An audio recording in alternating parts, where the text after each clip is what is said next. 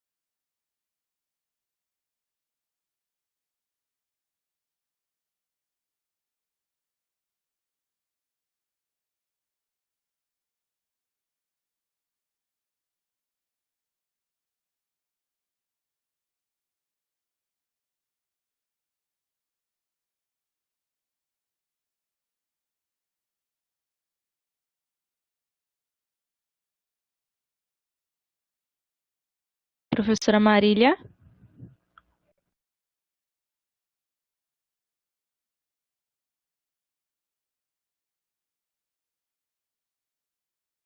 Me ouvem?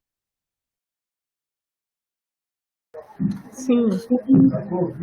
Vamos começar. Desculpem, eu precisei usar o celular porque a internet do computador ela não suportou.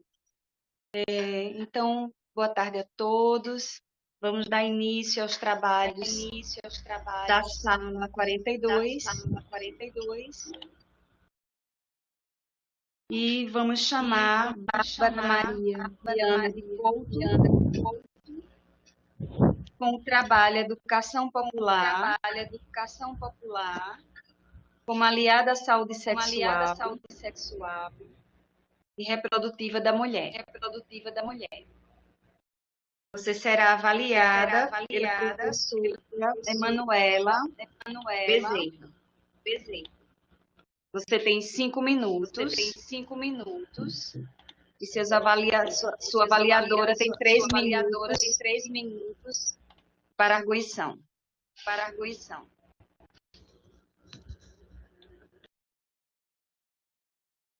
Posso iniciar? Sim. Liliane, por favor.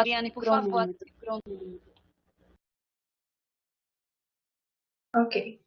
Boa tarde. Me chamo Bárbara Couto, de enfermagem, da Faculdade de Enfermagem Nossa Senhora de Graça. E vou apresentar esse trabalho intitulado Educação Popular como aliada à saúde sexual e reprodutiva da mulher, orientado pela Luciane Correia. Bem, os direitos sexuais e reprodutivos são direitos fundamentais garantidos pela Declaração Universal dos Direitos. A nível nacional, sexual e reprodução também garantido por lei.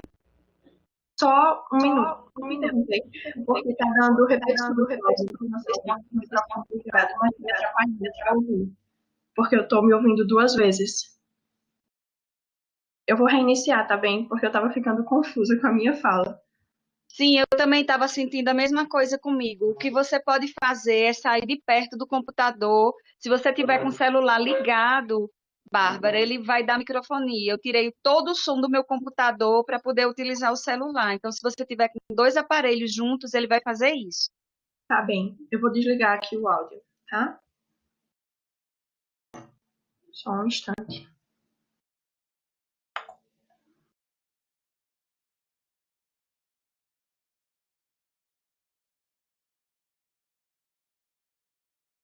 Pronto, vou reiniciar. Como eu já havia me apresentado antes, sou Bárbara Couto, sou acadêmica de enfermagem da Faculdade de Enfermagem Nossa Senhora das Graças e vou apresentar esse relato de experiência intitulado Educação Popular como aliada à saúde sexual e reprodutiva da mulher, que foi orientado pela professora Maria Sueli Correia. Bem, os direitos sexuais e reprodutivos são direitos de todo cidadão estabelecidos pela Declaração Universal dos Direitos Humanos. A nível nacional, a saúde sexual e reprodutiva é também parte desses direitos, garantida por lei a toda a sociedade civil.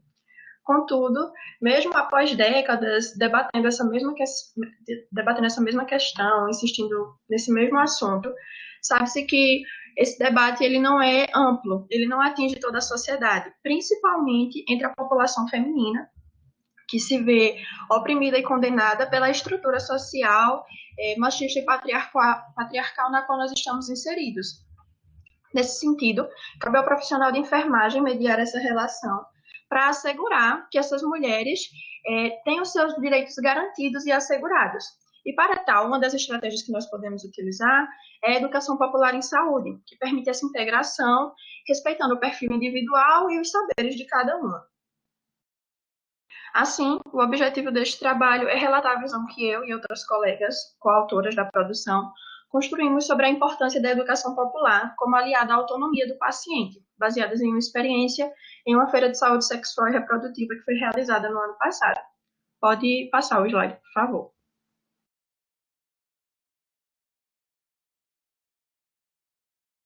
Essa feira aconteceu no ambulatório do CISAM e nós montamos uma tenda com a proposta de realizar um debate sobre infecções sexualmente transmissíveis com os pacientes que estavam ali mesmo esperando por atendimento. A gente utilizou diversos artifícios visuais e também distribuímos alguns materiais como mini quiz, panfletos informativos e alguns preservativos masculinos e femininos.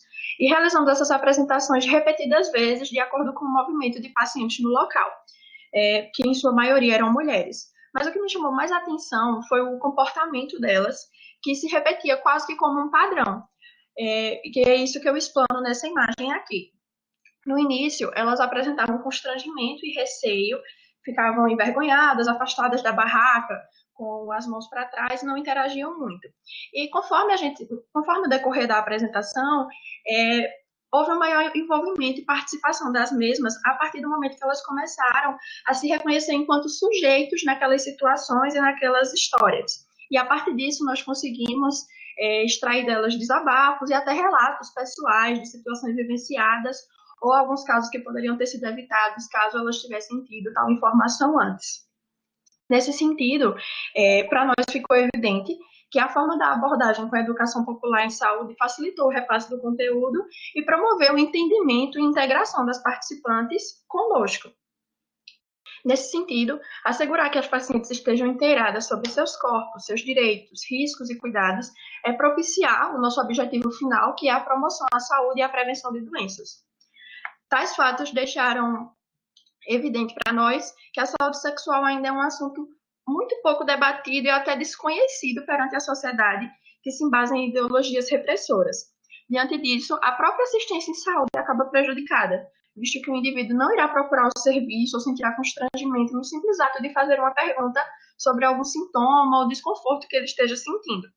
Isto posto, eu destaco a importância de que espaços como esta feira prosperem diante da sociedade, trazendo autonomia e resolutividade para a vida sexual das mulheres e de seus parceiros ou parceiras, sem proporcionar risco a ambos. Obrigada.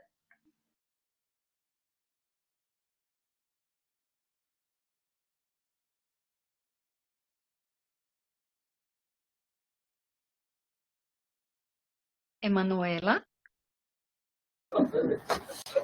Boa tarde. Boa tarde a todos e a todas. Primeiro, eu gostaria de parabenizar a todos os autores e a você, Bárbara, pela sua apresentação, pela sua segurança, né? Nós já havíamos lido e visto o trabalho de vocês, mas ainda ficou mais claro com a tua apresentação. Gostamos bastante do seu trabalho, do trabalho do grupo, muito relevante, inclusive, um tema como esse, como vocês colocaram, né? Mesmo com toda a gama de informação que temos hoje, né? Que a gente chama, inclusive, de infoxicação, né? São muitas informações, mas ainda perdura na sociedade um certo tabu, se assim podemos dizer, em relação a temas como esse, né? A questão da saúde, principalmente a saúde reprodutiva e sexual da mulher, né? Então, por isso que um tema colocado como esse é tão relevante. Aqui na tua introdução, né, eu achei interessante a forma como vocês trouxeram em forma de gráfico que se torna bem prático, né, de entender, mesmo que a gente não tenha um texto propriamente, né, explicativo da introdução, mas a gente consegue entender, né, a diferença de por quando se tem uma saúde reprodutiva, com a educação popular em saúde, a diferença que isso faz na população feminina, desse entendimento, e quando não se tem isso, quando essa população não tem isso, diante do machismo e patriarcado da sociedade que vivemos, né? Os objetivos do trabalho ficaram claros, né? Que é justamente relatar a visão dos estudantes de enfermagem acerca desse fato e dessa feira, né, que vocês colocam aí, conferindo autonomia a esses pacientes, né? Pode passar, por favor. O gráfico, aqui na descrição da experiência, também deixa ainda mais claro a forma como elas se sentiam, o constrangimento, o receio inicial, e depois disso, né, primeiro contato do envolvimento, da participação, depois a confiança sendo construída no desabafo desses relatos pessoais e posterior o entendimento da integração. Gostei da forma de escrita, inclusive, porque está bem escrito, bem embasado. A gente sempre olha as referências, também tem só uma coisinha ou outra com relação à referência atualizada, mas em geral, eu queria parabenizar o grupo bastante pelo trabalho muito bem feito. Parabéns.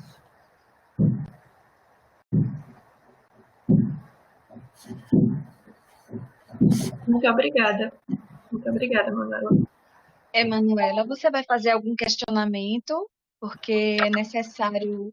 Sim, sim. Tinha separado um questionamento aqui sobre, lá na introdução, realmente, eu senti falta de algum texto, né, já que a gente está fazendo. O gráfico ficou lindo, né, e interessante e entendível.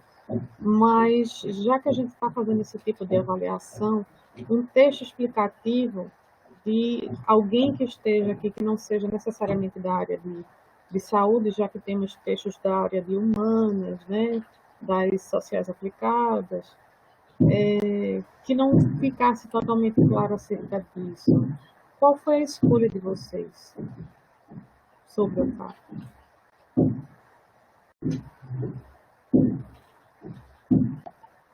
Perdão, a pergunta é por que não foi colocado o texto? A escolha de vocês de não colocar pelo menos algo um pouco menor, né, do gráfico e colocar algum tipo de texto explicativo. Na verdade, foi uma estratégia de apresentação, Sim.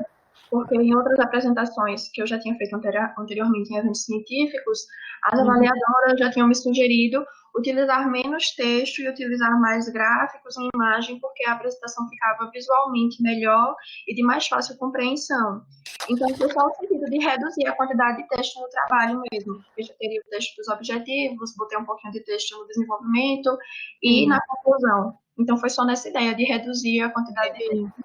Entendi. Assim, eu fiz a pergunta baseado apenas no sentido de o leitor, né, aquela pessoa que não tiver necessariamente assim a compreensão totalmente do gráfico, para que fique explicativo. Mas a tua apresentação ficou realmente muito clara com a tua apresentação. Obrigada. Perfeito. Obrigada a você.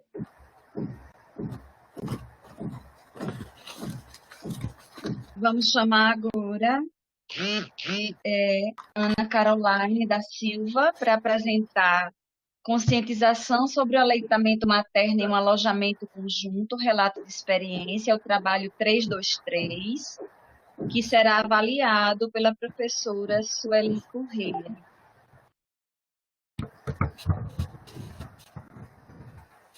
Então, Ana Caroline, ela não pode estar aqui porque, no caso, ela trabalha. Daí eu, como coautora, Adriele Maria Salles Santos, eu vou apresentar o trabalho. Tá todo mundo me ouvindo? Eu posso começar? Sim, Adriane. Liliane, por favor, o cronômetro.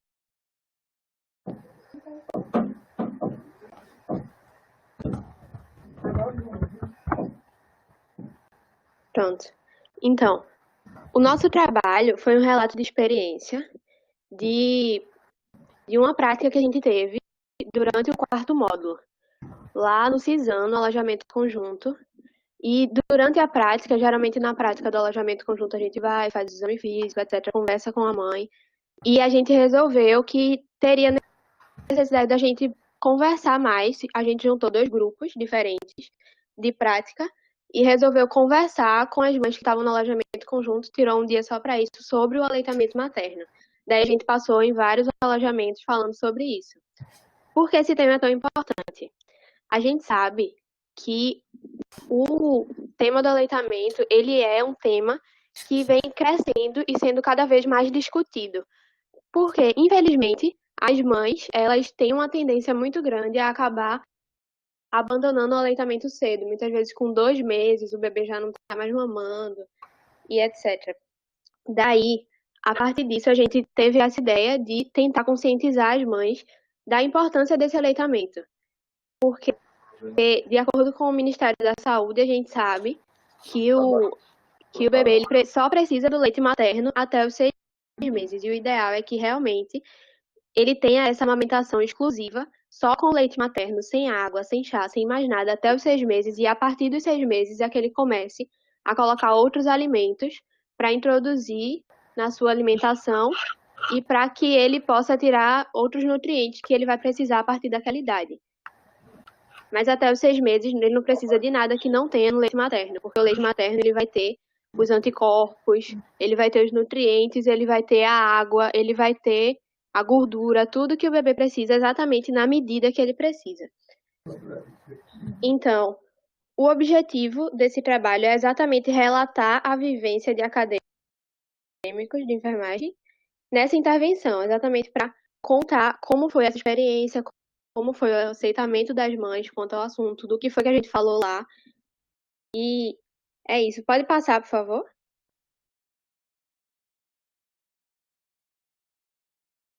Pronto, a descrição da experiência. Quando a gente chegou lá, a primeira coisa que a gente falou foi exatamente falar que o bebê ele não precisa de mais nada, tudo isso que a gente já explicou, mas além das vantagens para o bebê, também existem vantagens para a mãe. Como, por exemplo, o aleitamento ele vai promover um aumento da ocitocina, que é um hormônio que ele vai trazer uma contração no útero. Essa contração ela vai fazer com que o útero da mãe, que depois de parir, estava enorme, né, por causa do bebê, e aí ele vai diminuir com a maior velocidade. Então a mãe ela vai perder peso mais rápido, ela vai voltar ao corpo que ela tinha mais rapidamente se ela tiver esse aleitamento. Além de outras coisas, como por exemplo, uma mãe que amamentou, ela tem menos chance de ter câncer de mama. Assim como uma criança que mamou, ela também vai ter menos chances de ter uma diabetes no futuro, de ter uma obesidade infantil, por exemplo.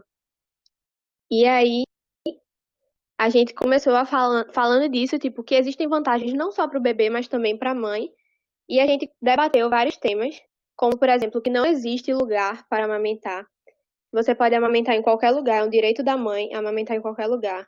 A gente falou também sobre, muitas vezes a mãe ela precisa voltar ao trabalho, porque infelizmente no Brasil, a licença de maternidade só vai até 4 meses. E a gente sabe que a mãe ela precisa manter até os 6 meses o aleitamento materno exclusivo. Então a gente falou um pouco sobre a ordenha, no caso é como tirar o leite daquela mama, de como a gente pode armazenar na geladeira. Ele tem que ficar no pote de vidro, com uma tampa de plástico, ele dura até 12 horas na geladeira e mais tempo no freezer. E aí a gente falou sobre tudo isso e todas essas vantagens do aleitamento materno, exatamente tentando convencer a mãe de que essa é a melhor opção. Por fim, as mães, elas entenderam, debateram com a gente, muitas vezes conversaram. Muitas mães, elas tinham experiências anteriores com aleitamento e elas conversaram com a gente, mostrando as dúvidas, os problemas. Tinha pais também lá e eles também conversaram, foi bem interativo, muitas pessoas interagiram, e eu acredito realmente que as pessoas tiveram uma compreensão muito boa do que foi apresentado. Como consideração final, só queria dizer que isso é essencial e que devia ser feito mais vezes para que a gente consiga aumentar o índice de aleitamento materno no Brasil. Só isso.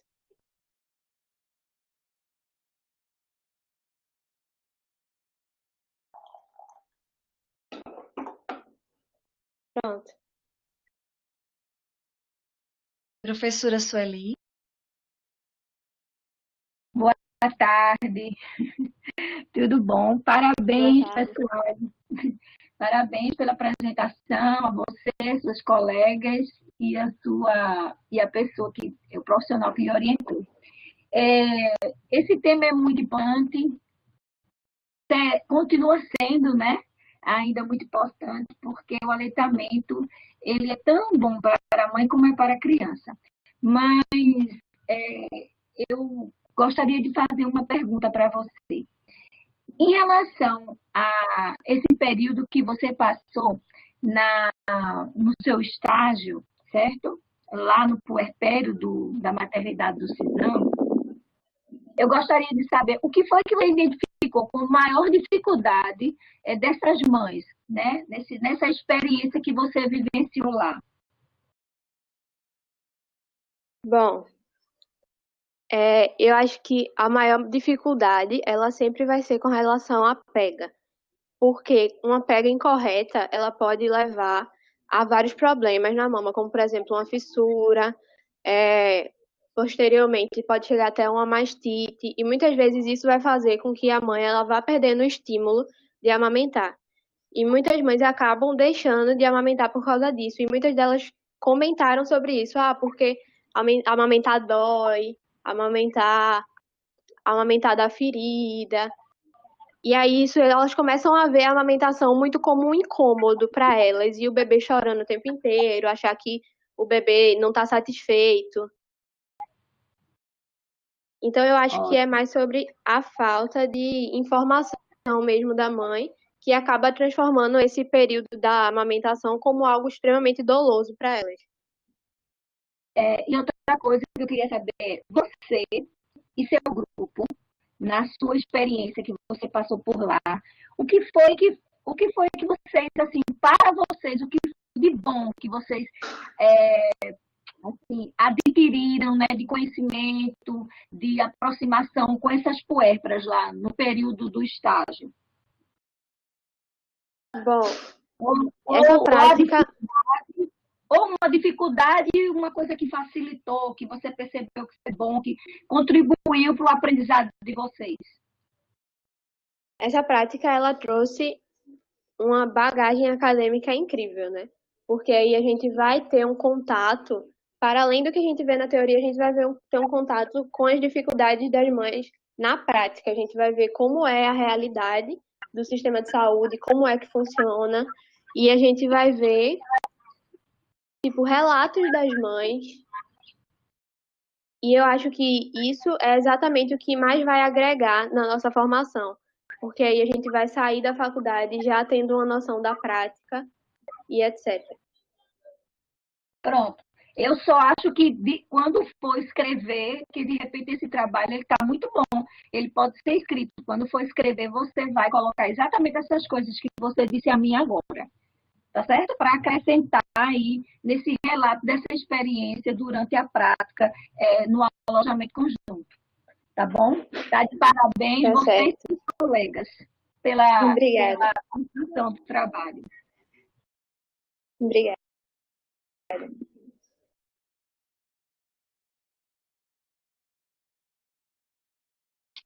Obrigada, Adriele. Vou chamar agora Thalisa Manuela para apresentar a relevância do enfermeiro frente aos benefícios da amamentação para a puérpera, revisão sistemática. Thalisa, será você? Eu irei avaliar o seu trabalho e eu vou pedir ajuda depois para Emanuela chamar o trabalho 4 porque aí nesse momento eu vou entrar no site para poder fazer a avaliação. Então, pode começar.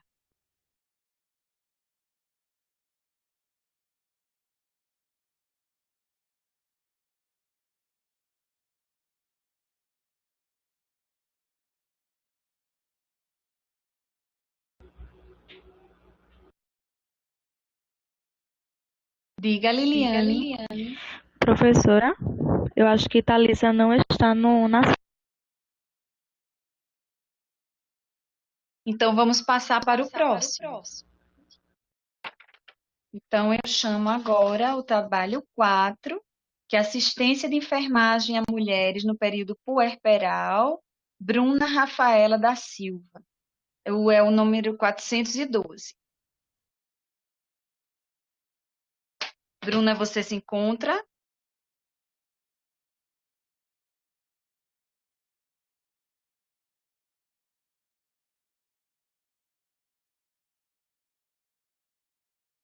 Bruna também não está na sala, professora.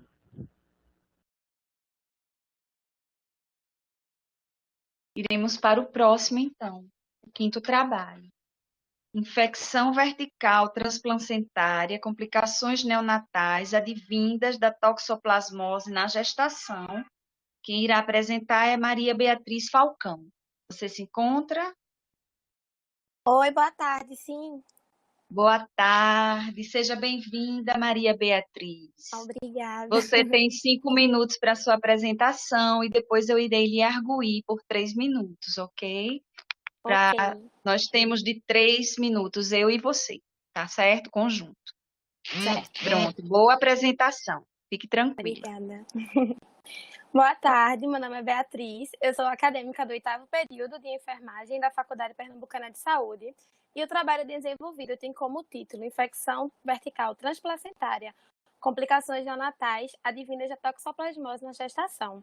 Eu sou a autora principal e essas são as outras minhas amigas, né, colaboradoras que ajudaram no desenvolvimento do trabalho, sendo a última a orientadora e a docente da faculdade. A toxoplasmose é considerada infecção congênita e também é considerada uma zoonose bastante comum de países tropicais. Atualmente, ela é um problema de saúde pública devido às suas repercussões à saúde materno-infantil e que a torna super necessário a vigilância epidemiológica para o controle de casos. E sua transmissão, ela se dá através de fezes de gatos contaminados, água contaminada, alimentos mal lavados ou mal cozidos. E dentre os grupos de susceptibilidade estão as gestantes, os recém-nascidos e os imunossuprimidos. O objetivo do trabalho é identificar as complicações neonatais advindas da toxoplasmose na gestação. Foi uma revisão integrativa da literatura, realizada através da base de dados da Biblioteca Virtual em Saúde, entre os anos de 2015 a 2020. Nós utilizamos os descritores toxoplasmose, gravidez e recém-nascido, e incluímos aqueles artigos completos na língua portuguesa e inglesa. E excluímos aqueles artigos que não tinham relação com a temática, assim como monografias, dissertações e teses. Oi?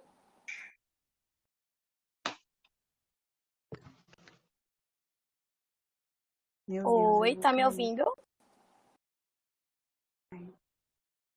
Oi?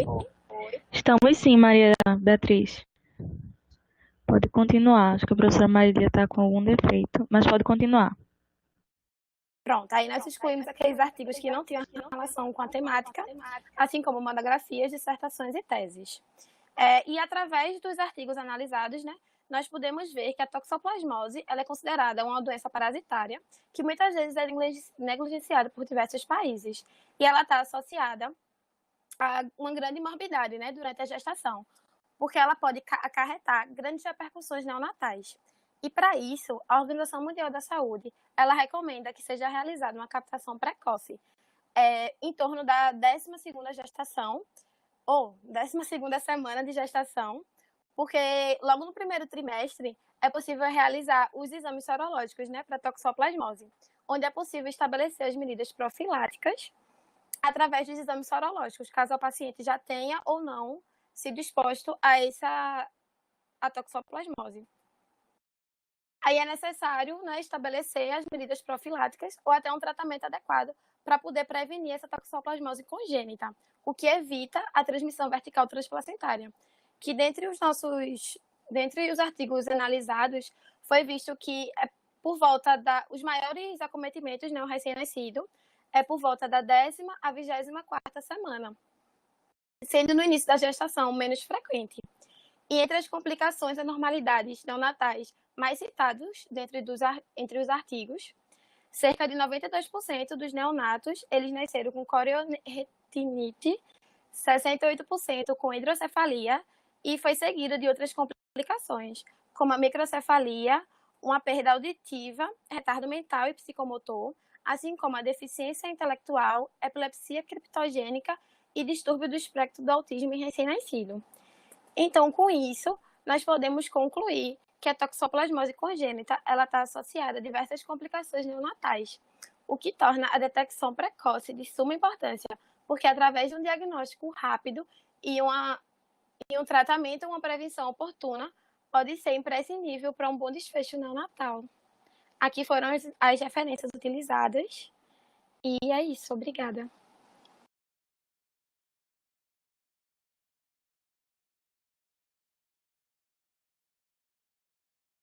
Parabéns pela apresentação, Maria Beatriz. Você é muito segura.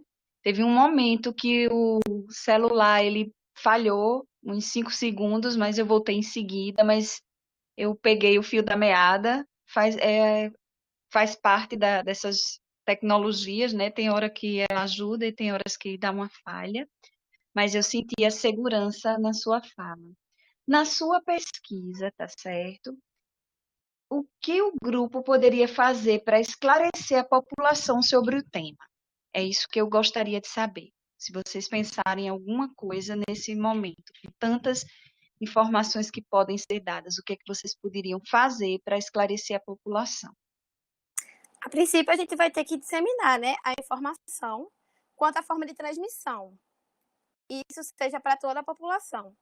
E voltado aos grupos que são mais susceptíveis, como eu já tinha dito, né, gestantes, os recém-nascidos, a gente pode atuar na prevenção quanto da disseminação, né? No caso, orientar a pessoa quanto às fezes dos animais contaminados, quanto à água contaminada, a higienização dos alimentos, que tudo isso pode conter a toxoplasmose. E como é que vocês pensam em fazer essa divulgação? Vocês têm algum projeto já em andamento? O que é que vocês pensam nesse Ainda momento? não temos nenhum projeto, mas assim, voltado assim para a atenção básica, poderia ser através de educação em saúde. Através de rodas de conversa, através de grupos, reuniões. Ok. Nunca pensaram em fazer podcasts, nem vídeos, Também. coisas que vocês pudessem circular? Sim, É uma também. sugestão, porque é uma informação importante a ser passada pela população. Então, eu agradeço a sua apresentação, Maria Beatriz, e eu peço agora a Emanuela que, se possível, ela assuma enquanto eu vou fazer sua avaliação. Pode ser, Emanuela? Pode ser sim, professora. Muito obrigada. Boa tarde a todos e a todas. Eu gostaria de chamar agora a apresentação a Maria Eduarda da Silva Valentino Ferreira, do trabalho de número 430. Maria Eduarda, você está presente? Boa tarde, Maria Eduarda. Tudo bem? Boa tarde.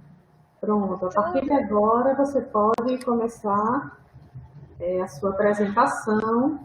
Você tem 5 minutos e após nós teremos, eu tenho 3 minutos para fazer a arguição, teremos 3 minutos nós duas juntas, tá bem?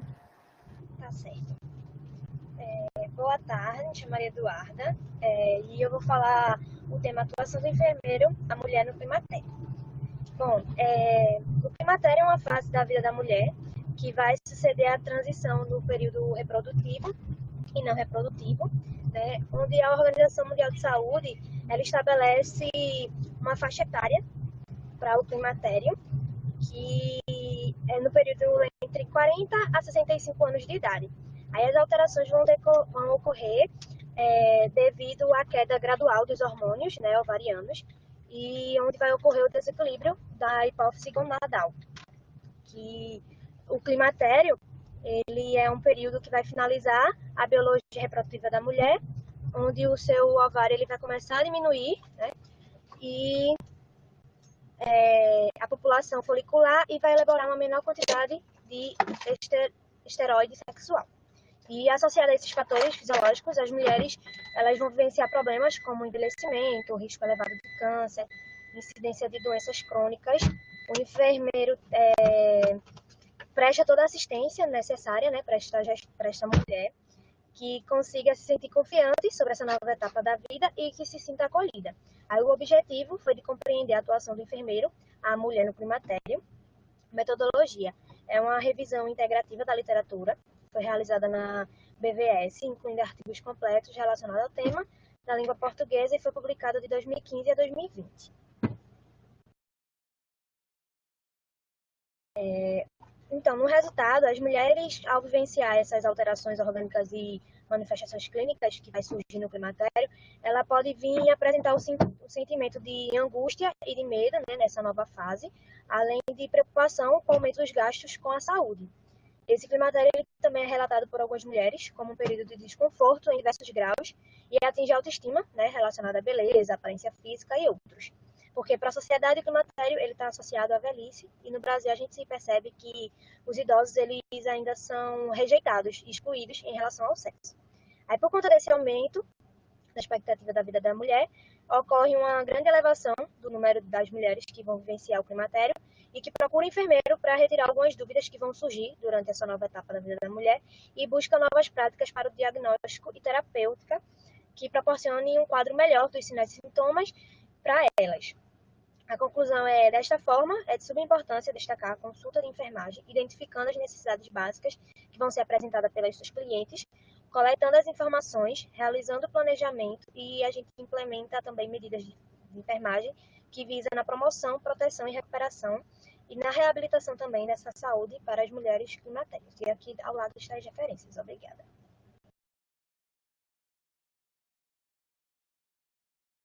Nós que agradecemos, Maria Eduarda. Por favor, eu gostaria de voltar para a primeira parte, para a gente começar a conversar. O teu trabalho, né, a atuação do enfermeiro, a mulher no climatério.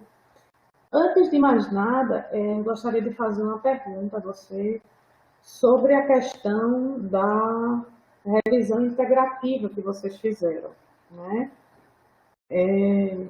Como a revisão integrativa é um instrumento da prática baseada em evidências, aqui na tua metodologia, eu não vi o teu... Aqui tem o recorte todo, mas não tem a tua quantidade, a quantidade dos artigos, né, que vocês conseguiram coletar. Você pode informar os artigos analisados? Foram uns 15 a 14, se eu não me engano, que foram incluídos, né? O restante a gente excluiu por não ter muitas informações necessárias para o trabalho. Entendi.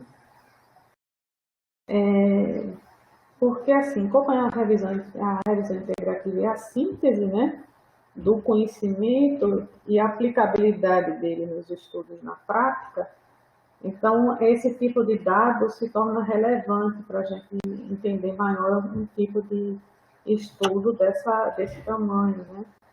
Mas antes, por isso a pergunta.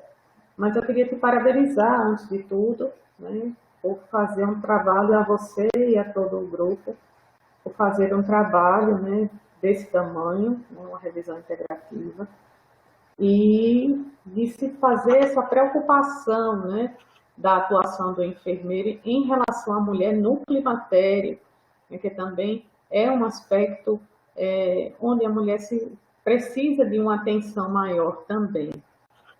Por favor, o próximo slide, por favor.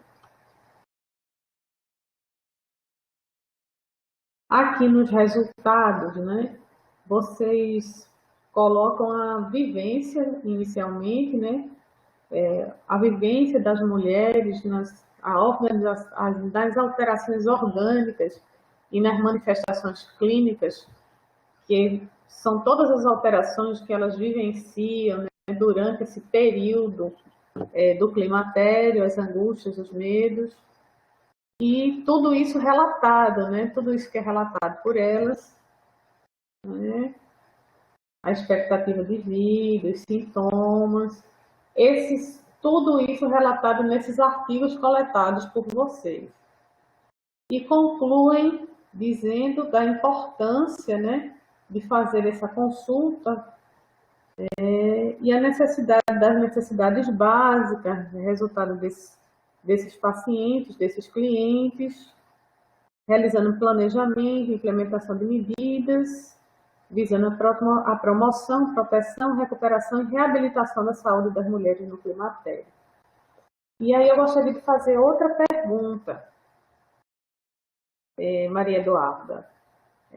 O que é que vocês conseguiram, além dessa conclusão, sentir desses sentimentos, né, dessas reações das mulheres nessa fase do climatério? Através da pesquisa, né, dessa coleta que vocês fizeram nesses artigos.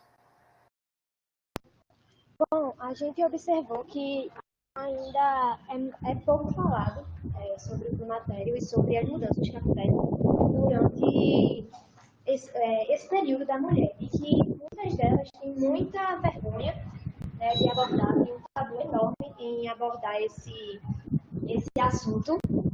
Então, a gente vê que tem que ser bastante abordado e falado, já para evitar que elas fiquem com vergonha e não se tabu sobre a matéria. Muito bom, muito bom. Realmente é um período delicado, né? É um período realmente delicado, mas trabalhos como esse, né, que levam... E, diante disso, o que é que se pode ser feito para melhorar isso, para esclarecer melhor essas mulheres? Pode ser utilizado palestras, rodas de conversa, também pode ser visto vídeos, podcasts abordando sobre, né, que é uma fase da vida que toda mulher vai passar e que não tem necessidade de ter um tabu, uma vergonha sobre isso, porque todas vão passar um dia, né, e que é a coisa mais natural do mundo. Muito obrigada, Eduarda, muito obrigada pelo trabalho de vocês, pela sua apresentação, pela sua segurança. Muito obrigada, parabéns.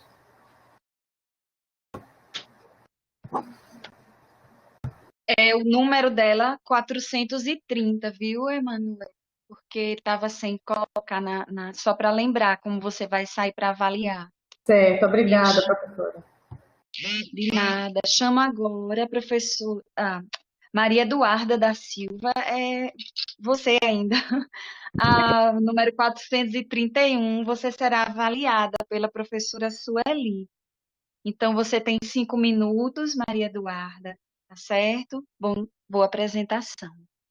Obrigada. Então, Maria Eduarda, né? E vou falar sobre sífilis congênita, que são as repercussões das complicações da sífilis na morbimortalidade infantil. Então, a sífilis congênita, ele é um grave problema de saúde pública e é responsável por altos índices de mortalidade intrauterina no mundo. Ela tem como principal resultado a disseminação pelo agente etiológico Treponema pallidum na gestante, né, que não realizou o tratamento ou que não efetuou ele de forma adequada e o tratamento foi transmitido, né, ao seu concepto por via transplacentária. Aí os fatores que vai determinar essa possibilidade da transmissão ocorre através do estágio da sífilis materna e de sua duração na exposição do feto ao útero.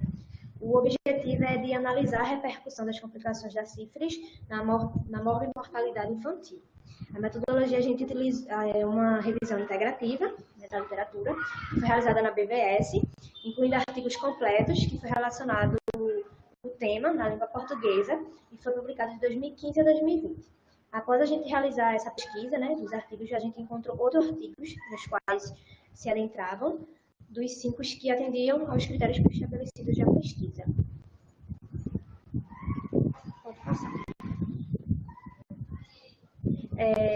A sífilis, quando ela é adquirida na gestação, ela pode trazer diversas complicações, como o abortamento espontâneo, morte fetal ou neonatal, prematuridade e graves danos à saúde do concepto, né, e tendo comprometimento oftalmológico, auditivo e neurológico.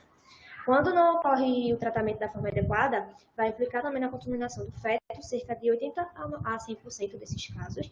E quando ele é efetivada a contaminação desse concepto, pode haver complicações, né, novamente, como abortamento e óbito fetal no neonatal, naqueles 40%, né, dos que foram infectados ao longo ou após o nascimento da criança com sífilis. Os sinais e sintomas é dividida em precoce, que vai ocorrer até os 2 anos de idade, e as tardias, que vai surgir logo após essa idade. A congênita precoce, ela vai apresentar em forma assintomática em 70% dos casos, e vai levar o recém-nascido a apresentar prematuridade, baixo peso, hepatosplenomegalia, lesões cutâneas, osteocondrite, icterícia, periostite, anemia e outras. E, conclusão, a gente compreende que, para reduzir as complicações dessa sífilis na mortalidade infantil, é necessário que a gente realize o diagnóstico precoce e o tratamento, né, de forma eficaz nessa mulher e no seu parceiro, para que evite que haja a transmissão ao concepto por via transplacentária, né, concluindo que a mãe e o bebê fiquem seguros ao fim da gestação. E ao lado da referência. Obrigada.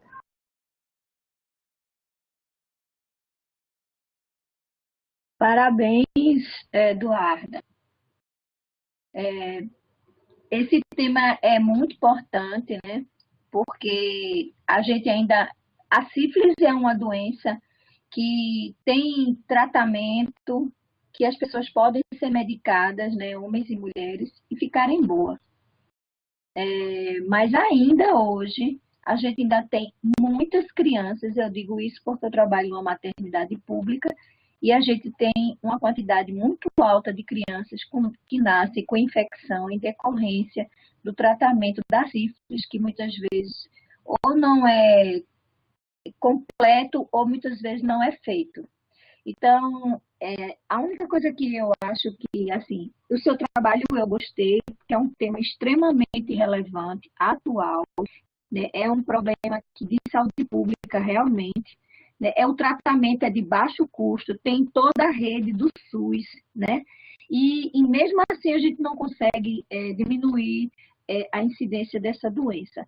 Então, uma coisa só que eu acho que é importante, que eu acho que deveria ter falado, colocar aí como uma recomendação, é a questão do pré-natal, que eu acho que é muito importante, principalmente na sífilis congênita, que é o que você abordou agora. Agora, você já passou em algum momento na prática do pré-natal, alguma coisa? Já viu? Eu queria que você falasse da sua experiência, se você já teve alguma aproximação com mulheres bebês com sífilis, nasceram com sífilis.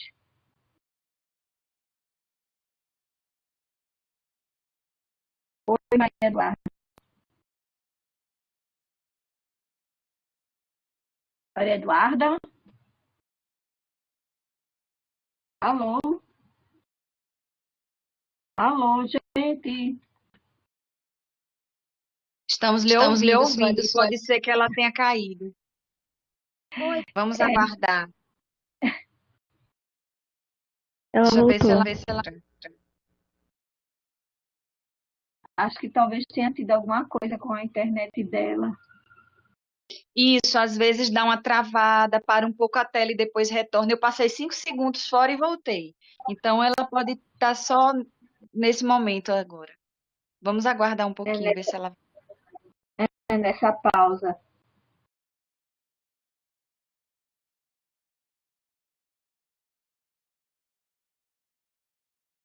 Fique atenta, Liliane, quando ela voltar, para avisar para ela falar. Maria Eduarda, abra o microfone. Tá desligado.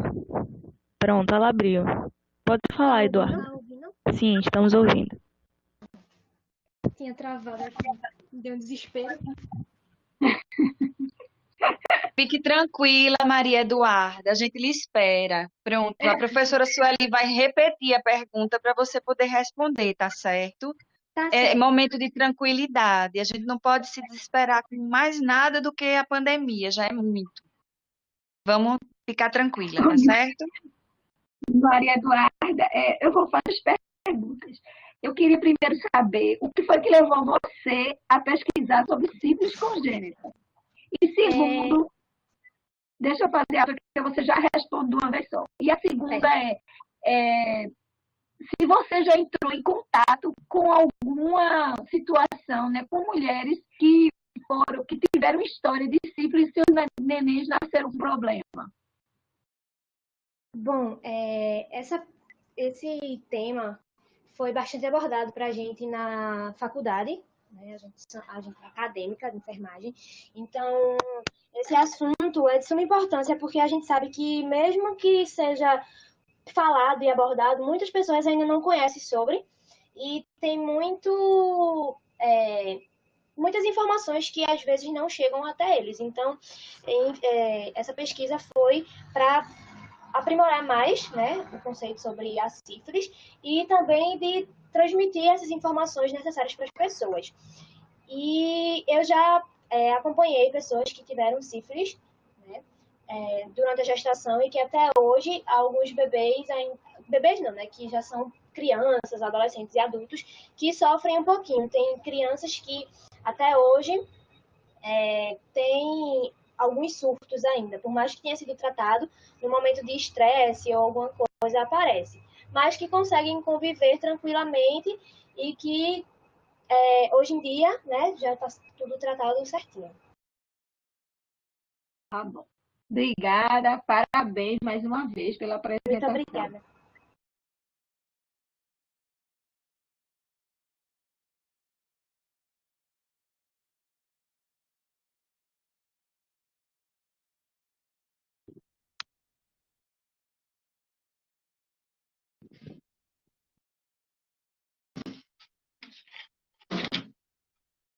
Bem, chamo agora Francilaide Esther de Carvalho Xavier para apresentar o trabalho 438, Orientações às Puérperas acerca dos cuidados materno-infantil em um alojamento conjunto.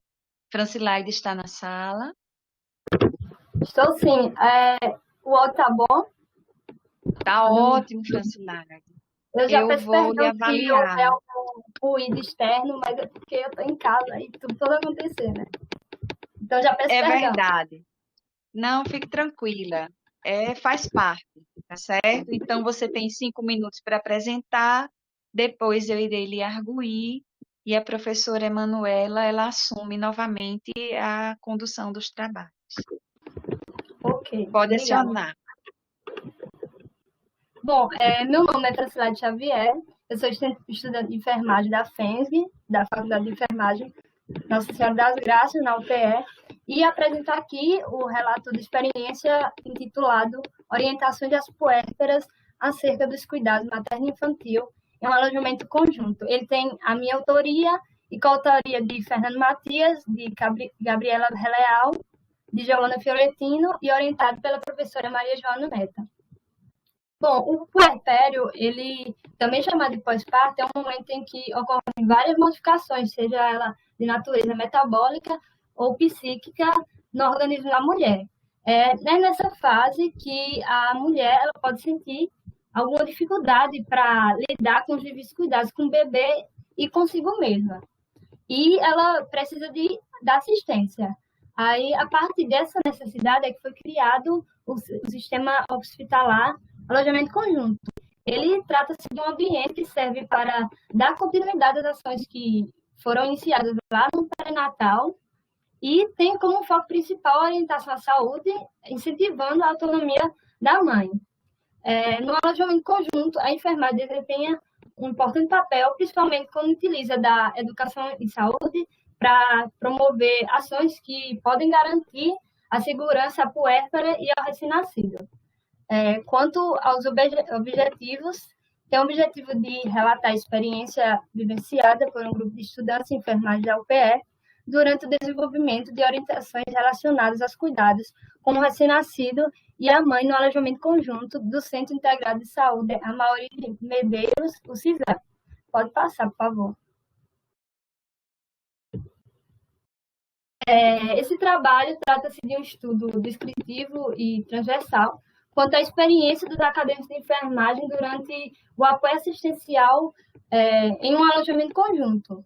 Durante a realização das atividades, as puérperas elas foram orientadas quanto a temas como o aleitamento materno, quanto aos cuidados com a mama e também com a pega correta da mama para a alimentação, além dos cuidados gerais com a pele do recém-nascido, orientando também sobre uma possível ocorrência de um processo alérgico com utilização de alguns produtos como talco, lenço umedecido e perfume, que podem irritar a pele do recém-nascido, e também orientando sobre o banho e a limpeza correta do corpo umbilical. Durante essas orientações, as puérperas se demonstraram bastante interessadas, elas se mantiveram sempre participativas, puderam tirar suas dúvidas, e elas foram sempre auxiliadas pelos acadêmicos na realização das técnicas. Por fim, é preciso dizer que, a partir dessa experiência, torna evidente a importância da educação em saúde nesse espaço, tendo em vista que promover a saúde é contribuir com a qualidade de vida da puérpera e do recém-nascido. Para nós, estudantes de formação, essa experiência permitiu o exercício do que a gente aprendeu, os conteúdos aprendidos na sala de aula, e utiliza desses recursos aprendidos para o treinamento materno, também permitindo essa experiência fazer a reafirmação acerca da fundamental atuação da enfermagem dentro do alojamento conjunto, que, prestando de suas competências técnicas, educativas e humanísticas, consegue assegurar uma assistência à saúde e qualidade ao binômio mãe-filho. É isso, finalizei. E essas são as minhas referências.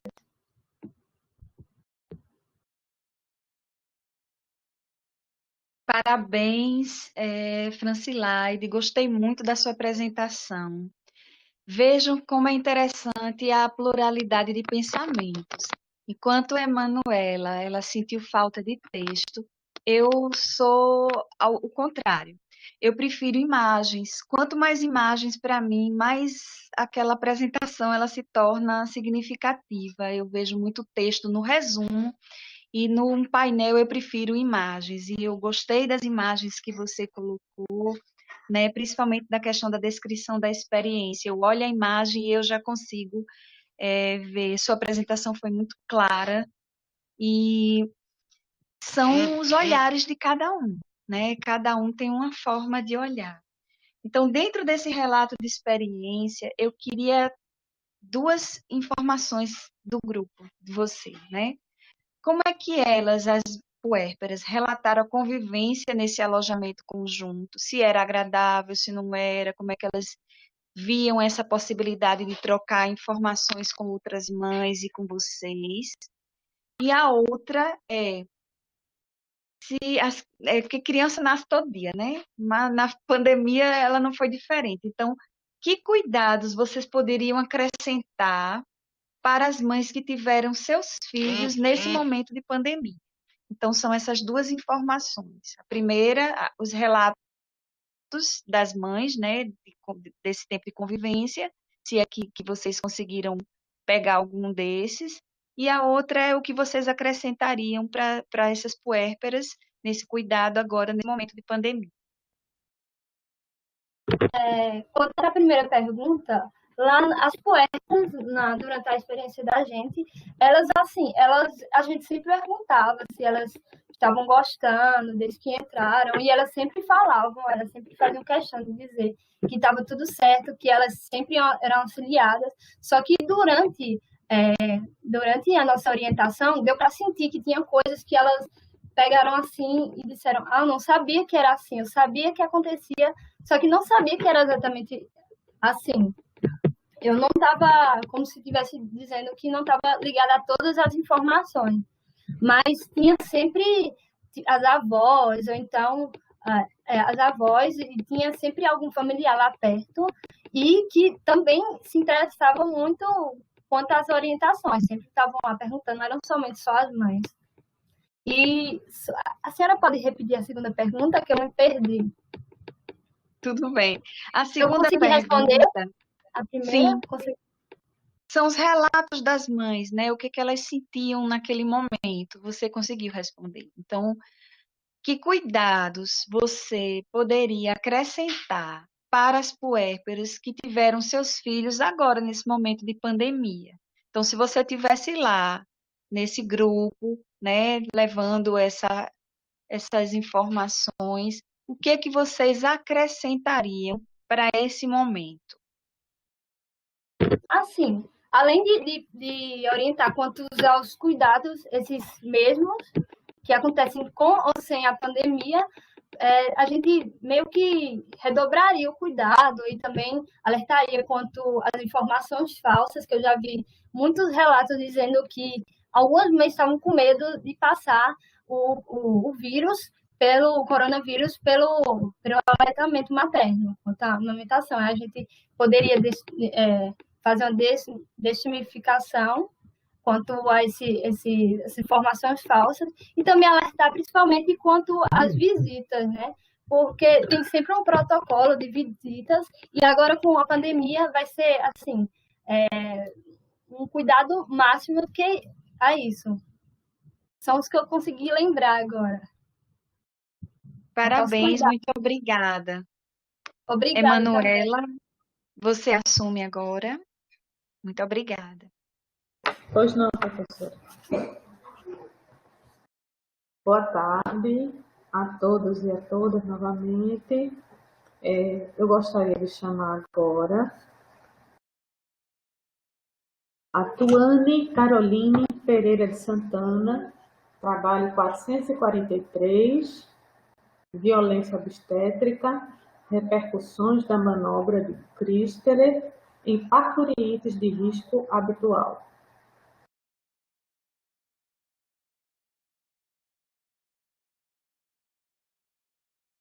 Tuane, você está presente? Estou vendo aqui teu nome.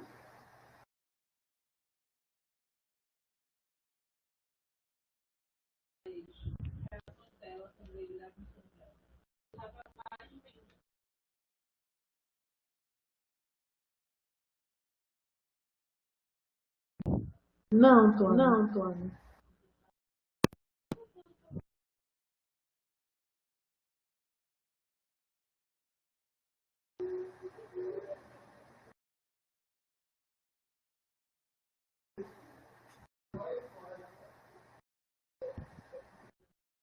Tuane, seu microfone está aberto, pode falar.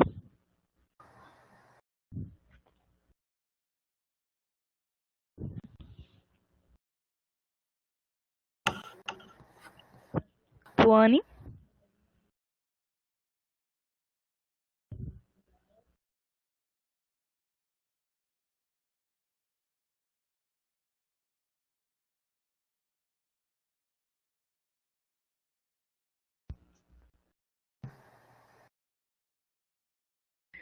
Então, tente sair e entrar novamente. Eu acredito que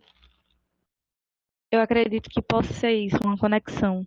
A gente pode ir para a próxima, professora Raila, e depois volta para a Tuane. Pode. Tuane, saia da sala e entre novamente. Talvez seja a sua conexão que está baixa. Raila se prepara para apresentar.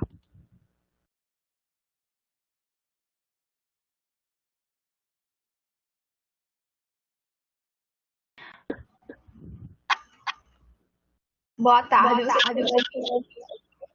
Sim. Tá dando retorno para vocês?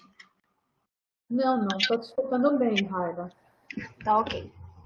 Boa tarde, meu nome é Raila, sou estudante do curso de enfermagem e o trabalho foi intitulado como Repercussões da Violência Obstétrica em Parturientes Negras, uma revisão integrativa. Bom, define-se violência obstétrica como qualquer conduta, ato ou omissão que leva à apropriação inadequada dos processos corporais e reprodutivos das mulheres, seja em instituição pública quanto privada. O racismo institucional, somado à violência obstétrica, é causa de grande parte da mortalidade materna em parturientes negras, sofrimento psicológico e físico. Tudo isso ele contribui para que essa mulher vivencie o puerpério com repercussões negativas. Destaca-se a negligência e a falta de humanização desses profissionais como principal agravante nesse tipo de violência associada a fatores como a diferença racial, renda, escolaridade e extrato sociodemográfico, influenciando diretamente na percepção dessas usuárias sobre o atendimento ao parto. Além disso, comumente os serviços de saúde que atendem essas mulheres com baixa escolaridade e baixa renda, as considera sem autonomia e sem capacidade para decidir sobre o seu corpo no parto. Diante disso, o objetivo da pesquisa foi identificar as repercussões da violência obstétrica em parturientes negras. Trata-se de um estudo descritivo do tipo revisão integrativa, realizado através da base de dados da BVS, Lilacs, Medline e Cielo, em julho de 2020, incluindo 5 artigos na amostra final, onde os critérios de inclusão foram os artigos originais, completos, português e inglês, publicados entre 2015 a 2020. Foram excluídos teses, dissertações e manuais, onde foram utilizados descritores de violência, gestante e racismo, cruzados através do operador booleano-end. Passa, por favor. Os resultados encontrados foram sistematizados e discutidos por meio de 5 categorias. Formação dos profissionais de saúde, onde constatou que esses profissionais descritos como provedores dessa violência obstétrica foram médicos, estudantes de medicina e a equipe de enfermagem. O segundo foi a prática de episiotomia de rotina. O terceiro foi baixo índice de aplicação de anestesia. Quarto, a anulação do direito do acompanhante. E o quinto foi o despreparo institucional. Foram citados como mais comuns os atos de humilhar, insultar, fazer piadas ou comentários desrespeitosos sobre o corpo, raça ou situação socioeconômica dessa mulher, evidenciam o impacto negativo na tentativa de retirar o protagonismo da mulher negra em relação à sua história, corpo e desejo, possibilitando o acesso a uma assistência à saúde adequada, qualificada e humanizada, embasada em evidências científicas, realidade que está vinculada às expressões de questão social de uma sociedade capitalista, patriarcal, racista, que mercantiliza vidas e corpos femininos negros, mas não os protege. Diante de tudo isso, a gente conclui que o presente estudo revelou que, na conjuntura da violência em parturientes negras e suas repercussões negativas, devem ser trazidos à tona dados que comprovem essa prática não recomendada. Todavia, ressalta-se a importância do respeito no momento da assistência por todos os profissionais, priorizando as escolhas involuntárias dessa mulher, enfatizando o olhar humanizado. Então, diante disso, a gente pode ver que essa prática acontece geralmente em profissionais já formados, profissionais com algum tempo de profissão ou recém-formados. Então, a gente poderia ver como forma de prevenção desse tratado debater essa temática ainda em faculdade e na própria instituição, para as pessoas entenderem que a mulher não só porque ela é negra, ela não tem uma maior resistência, ela não tem, as pessoas não têm apropriação do corpo dela. Então, aí foram algumas das referências que a gente utilizou e muito obrigada pela oportunidade.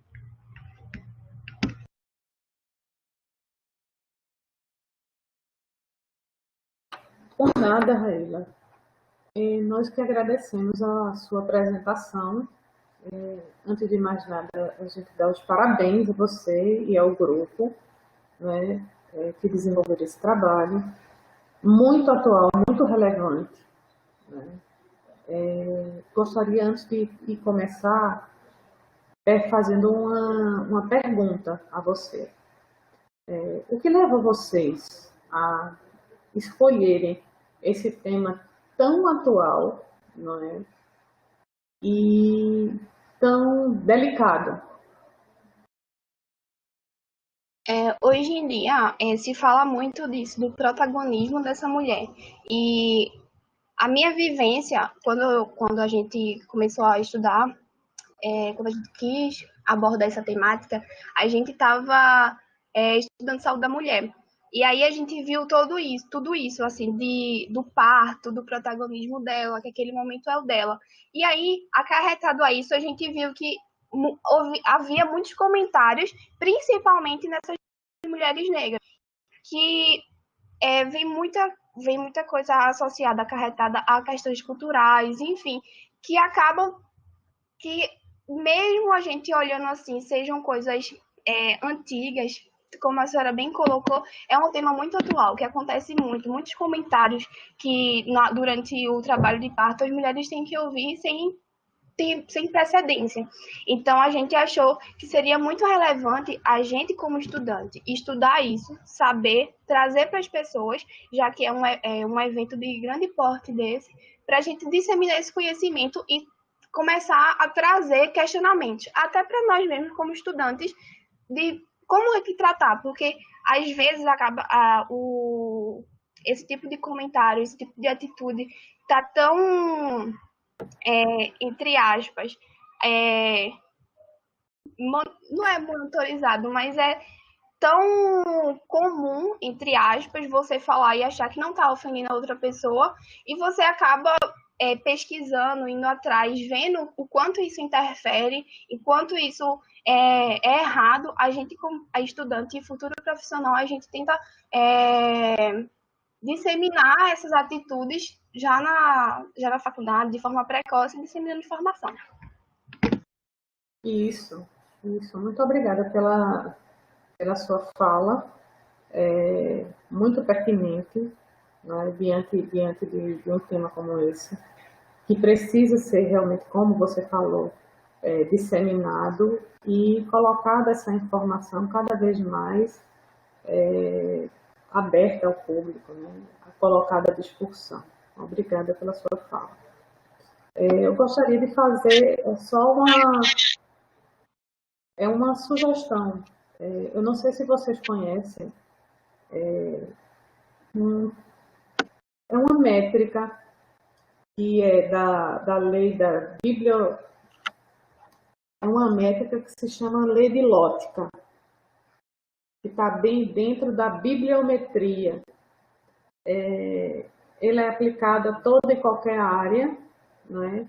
E dentro da experiência das pessoas, dos sujeitos, dentro do sentimento dos sujeitos, vocês têm como fazer um tipo de trabalho muito interessante com as falas desses sujeitos, ressaltando essas falas.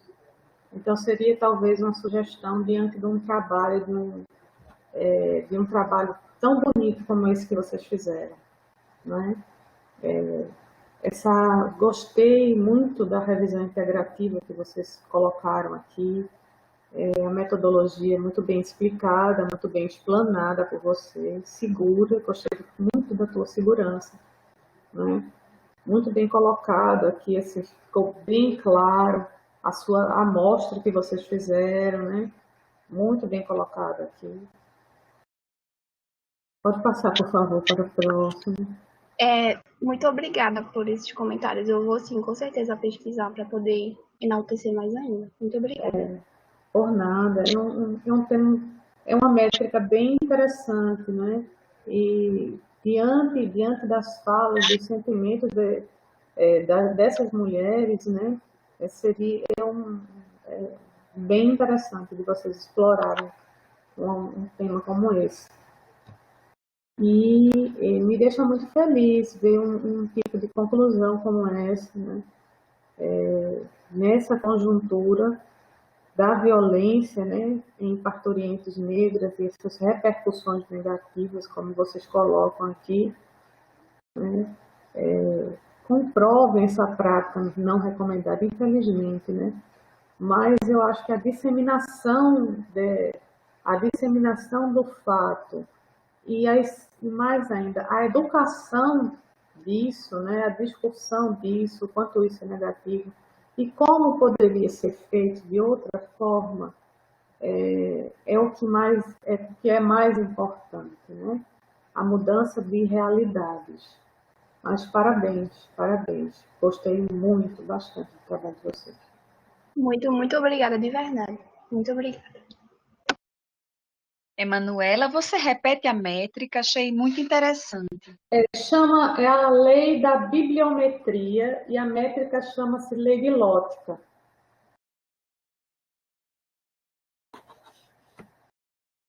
Estão pedindo para você escrever no chat, Emanuela. Escrevo sim. Contribuições maravilhosas, Emanuela, porque como você faz essa parte da parte de biblioteca, isso é precioso demais para a gente.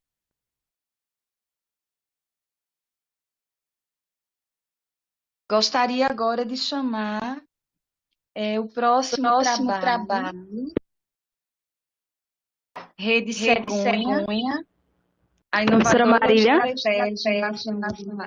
Sim, sim. Com licença, Tuane, ela teve dificuldade no microfone, a gente pulou para a apresentação de Raíla. Aí agora iria retornar, no caso, para a apresentação de Tuane, o número 443. Esse aqui que já está aqui na tela. Seriam 2 trabalhos dela seguidos para poder encerrar a sessão.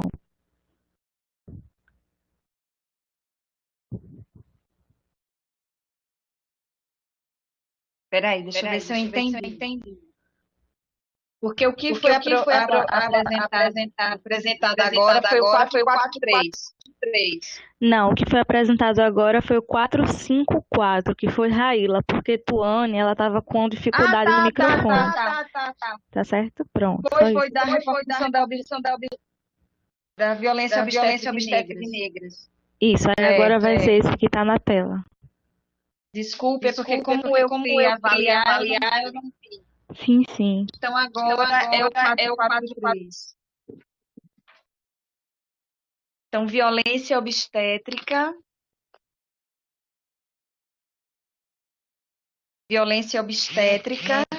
Repercussões na manobra de Chrysler em parturientes de risco habitual, Tuane, não é isso? E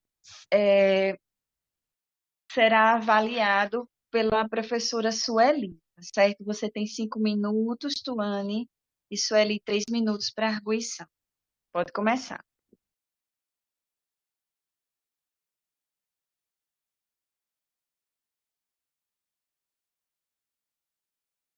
Estão me escutando? Tuane? Estamos. Pode começar.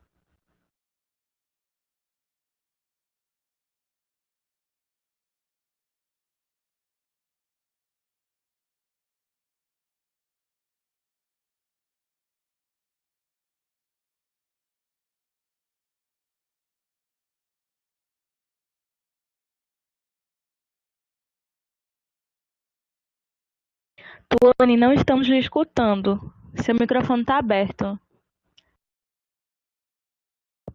Tenta falar.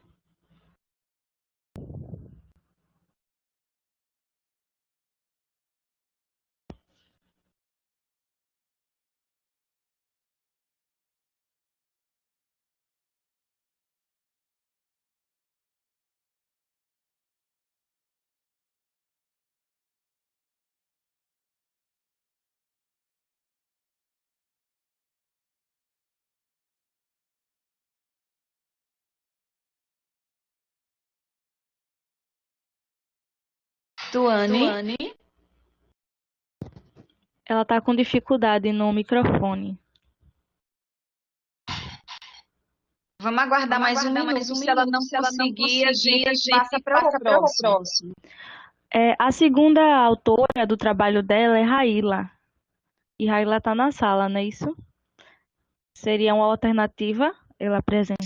Sim. Seria sim.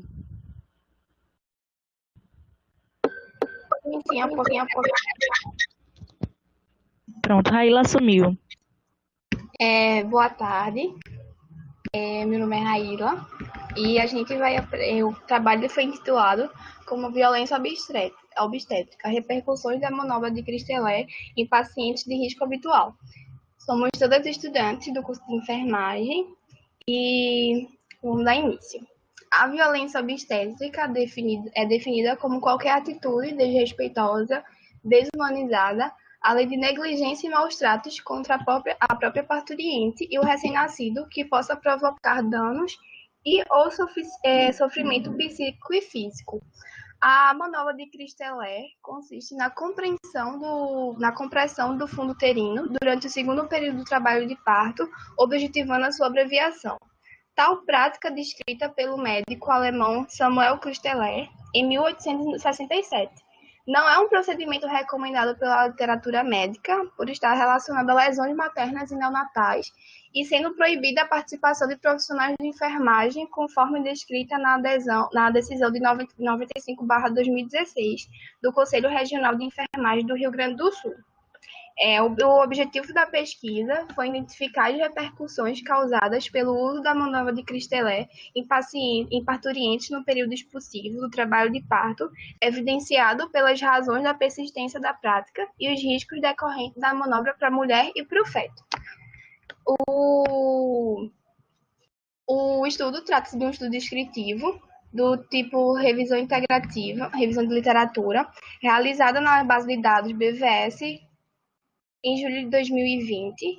Foram inclusos 3 artigos, onde eles tiveram como inclusão artigos originais completos em português e inglês, publicados no período de 2015 a 2020. Os critérios de exclusão foram teses, dissertações e manuais, onde os descritores utilizados foram violência, enfermagem obstétrica e parto, cruzados através do operador booleano EMP. A senhora passa para mim, por favor. Diante disso, os resultados encontrados revelam que a violência obstétrica ocorre mediante a hierarquização e dominância do saber médico sobre o corpo da mulher, implicando diretamente na autonomia dos processos reprodutivos dessas parturientes. Comumente, a tal prática está associada à crença de que a manobra é a melhor maneira para encurtar o período expulsivo, assim tornando o processo do parto menos doloroso e demorado. Já em outros estudos, acentuam os aspectos que essas mulheres chegam ao período expulsivo exaurida pelo jejum prolongado, orientação de puxos dirigidos, posição de litotomia e falta de apoio contínuo dessa forma, favorecendo o desejo de parturientes pelo uso da manobra de Christeler. Como a gente pode ver nessa imagem, a manobra de Christeler consiste em você pegar os braços e fazer força na altura do estômago dessa mulher, abaixo do externo, e impulsionar para baixo para poder, teoricamente, fazer com que esse bebê desça, sendo que não tem nenhuma comprovação científica que relate isso. Diante disso, conclui-se que, acometida por várias violências e a falta do conhecimento dessas mulheres acerca das possíveis complicações, somada à deficiência dos profissionais de saúde em esclarecer os procedimentos a serem realizados, a violência obstétrica potencializa a maneira negativa nessa assistência. Portanto, a manobra de Christeler não existe qualquer evidência que valide essa pressão exercida sobre o fundo uterino como benefício, sendo assim causador de danos uterino, períneo e o feto. Alincando sobre isso, a gente vê muito em setores relatos de mulheres que ficaram com muita dor pós-parto, não pelo trabalho de parto em si, mas só pelo fato da manobra. A gente viu mulheres que queixaram-se quando a gente olhava, estava a área totalmente roxa, com bastante edema, por conta dessa pressão exercida, desnecessariamente. Então, aí estão algumas das referências que foram utilizadas. Muito obrigada. Parabéns! Esse tema é muito bom, bem legal. É uma coisa que hoje se discute muito na assistência às mulheres em trabalho de parto, né? E no parto também, que é a questão de humanizar mais possível esse atendimento. E essa questão da violência é discutida exatamente para que a gente não cometa certos atos, né? Ou palavras, ou ações mesmo, como essa daí, que é a manobra de Cristelé. Mas, graças a Deus, isso vem melhorando um pouquinho, né? Mas ainda a gente encontra isso, como você viu. Então, eu queria saber duas coisas. Gostei muito do trabalho, a metodologia, ela está bem assim organizada, os resultados também. E eu queria que você, né, me falasse o seguinte: em algum momento da prática de vocês chegaram a presenciar esse tipo de procedimento? Não, graças a E Deus. o que você Ui, desculpa. E o que vocês acham que é preciso fazer? Não digo no momento do parto, do trabalho de parto, mas o que é que a gente pode fazer como promoção da saúde para essas mulheres? Para que elas também se empoderem desse conhecimento e na hora até se coloquem também. Bom, respondendo à primeira pergunta, a gente, como eu já tinha falado lá, todos esses trabalhos sobre obstetrícia a gente fez durante o período que estávamos estagiando em saúde da mulher.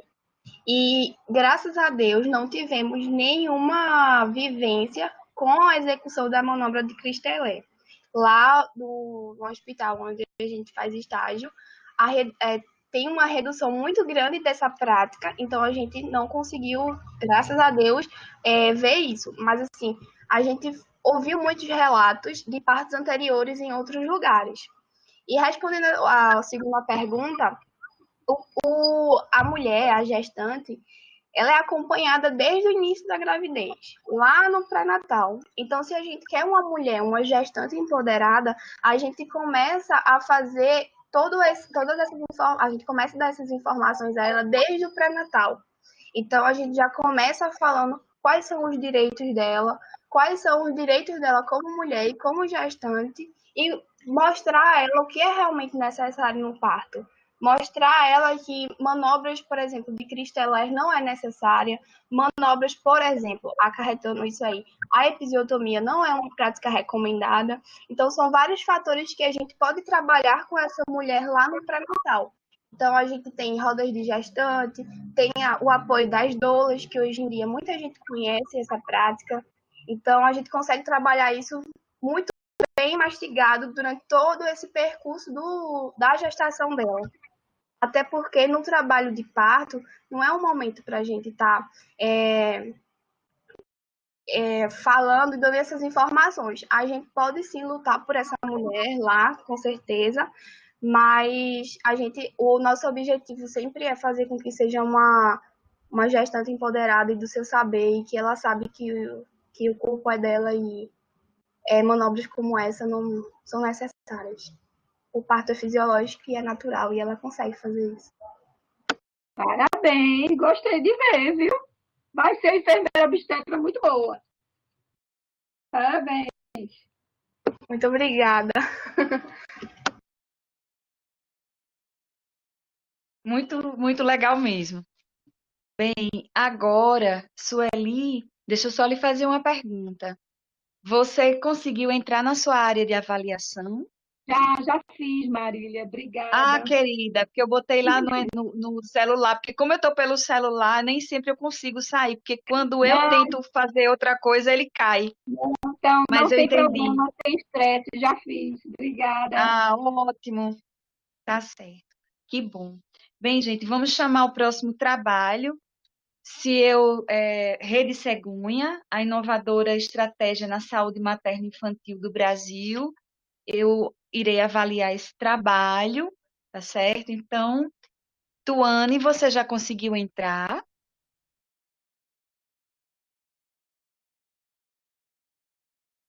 Caso Tuane não tenha conseguido entrar, quem do grupo gostaria de apresentar?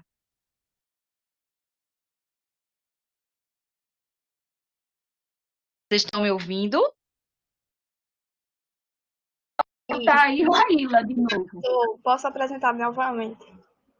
porque eu acho que Tuane não conseguiu mais se conectar. Ela deu um É, problema no faz, microfone. é isso, minha gente, faz parte desse novo momento, né? Eu não consegui ficar no computador, mas estou indo pelo celular, então a gente vai se ajustando. Então, Raíla, você tem 5 minutos e depois eu vou fazer algumas perguntas para você. Pode começar. Boa tarde novamente. Meu nome é Raíla e eu sou coautora do trabalho. Ele foi intitulado como Rede Cegonha, a inovadora estratégia na saúde materna e infantil do Brasil.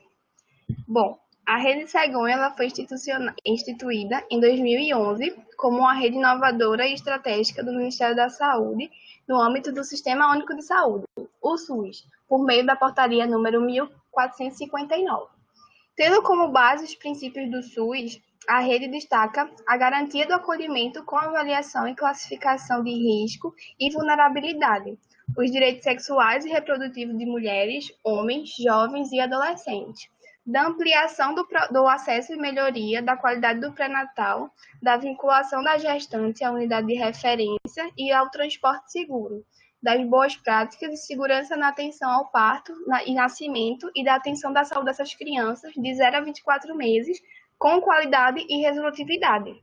Para alcançar seus propósitos, foram desenvolvidos 5 componentes: qualificação do pré-natal, parto, nascimento e puerpério e atenção integrada à saúde da criança e sistema logístico, que é o transporte sanitário e regulação.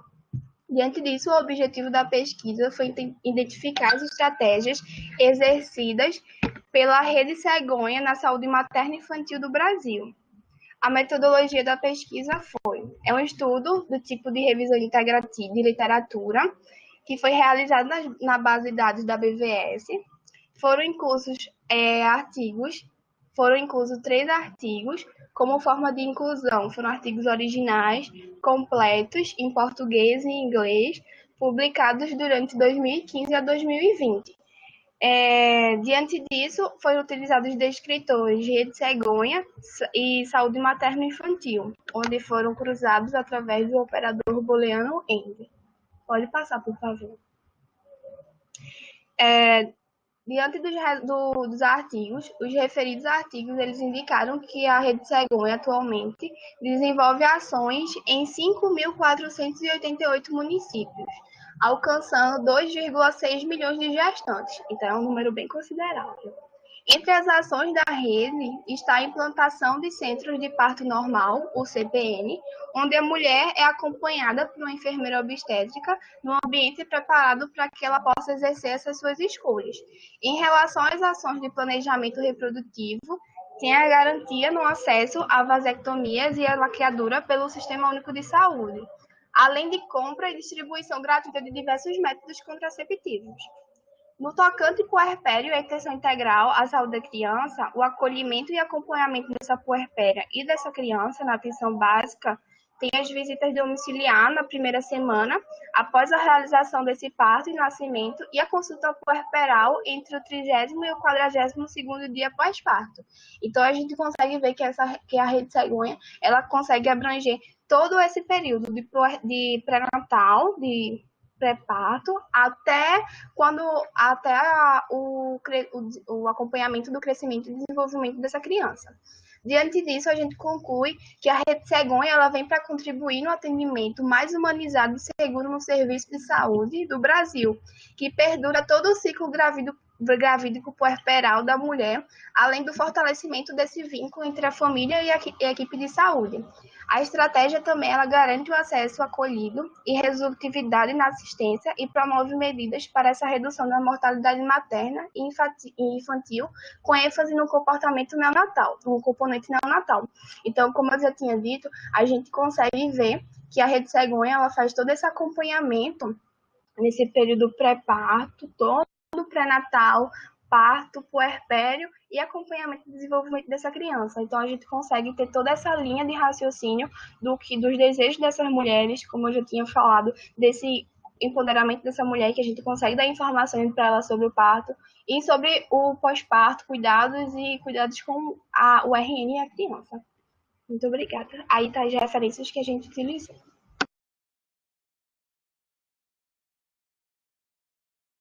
O seu microfone está desligado, eu não estou ouvindo. Desculpe. Parabéns, Raíla. Muito boa apresentação. E muito interessante a forma como vocês colocaram a metodologia, porque é muito importante quando vocês estão descrevendo artigos de revisão, colocar a metodologia de forma detalhada. Então, vocês colocaram descritores, vocês colocaram recorte temporal, a quantidade de artigos. Então, dentro dos resumos, quando eu avaliei, vários voltaram por conta dessas informações que não estavam postas, né? Então, isso é muito importante.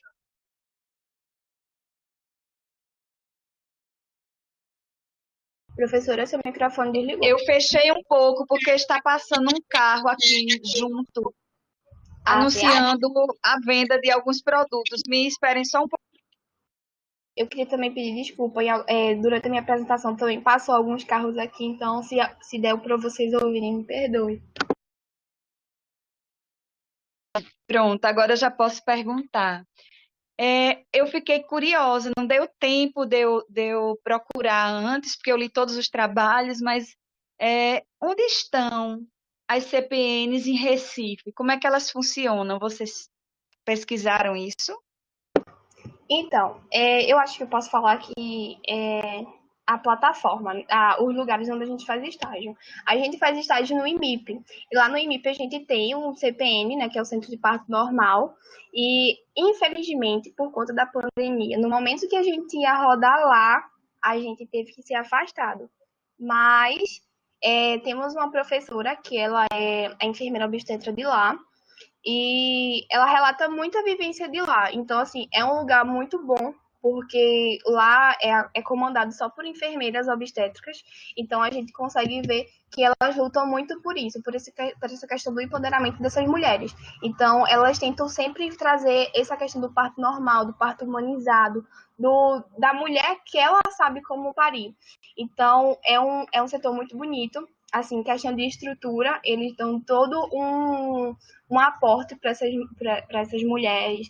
Tem banheiras, tem aromaterapia, tem diversas práticas integrativas para ajudar essa mulher. Então, é um lugar, eu sou suspeita a falar porque é um lugar muito bonito. E o relato dessas mulheres, que elas gostam muito. Então, que eu conheço só o IMIP, que tem um CPN, e outra instituição, infelizmente, eu ainda não sei, mas eu posso até pesquisar. Marília, foi inaugurada agora um CPN da Barros Lima, da Naldo Marques, que é no Imbura, e a de Afogados, a Maternidade de Afogados, que é tudo da rede municipal. Obrigada, porque como eu não sou da área, né, eu sou bióloga, então eu fico curiosa com essas informações, até porque a maioria das minhas amigas, elas já pariram, mas eu fico curiosa, né? Eu já passei dos 50, então, assim, a maior parte, né? Mas a gente sempre tem pessoas que a gente pode levar essas informações, né? Então, parabéns pelo trabalho, eu achei esse trabalho bem interessante, e agora eu vou sair para avaliar, e Emanuela, será que ainda tem algum? Será que é o 4 voltou? Voltou, Liliane, o 3 e o 4, os números 352 e 412 voltaram, Não, chegaram professora, depois atrasados? não estão na sala ainda. Só faltam eles. Ah, tá. Então a gente pode encerrar. Então eu Certo. agradeço a Eu vou colocar participação aqui. de todos, quem assistiu, quem apresentou, quem avaliou. Eu conheci Emanuela e Sueli de ontem para hoje, foi um prazer enorme. Eu não sou uma pessoa de grandes cerimônias, vocês já devem ter notado, eu, né, não sou muito de títulos. Então, eu acho que estamos todas aprendendo juntos, né? Então, eu fico muito feliz com esse momento. Eu estou contente de estar participando desse evento, de estar presente aqui com vocês. E eu abro a palavra para quem quiser se manifestar, para que a gente possa fazer o encerramento dos trabalhos. Mas eu estou assim muito feliz, muito satisfeita com essa nossa sala, com esses nossos trabalhos. Também estou muito Para feliz. todas nós, né? Foi tudo muito tranquilo, graças a Deus. Parabéns também ao pessoal que apresentou. Tá todo mundo muito bom, foi muito bom. E a organização do evento também, tudo muito direitinho.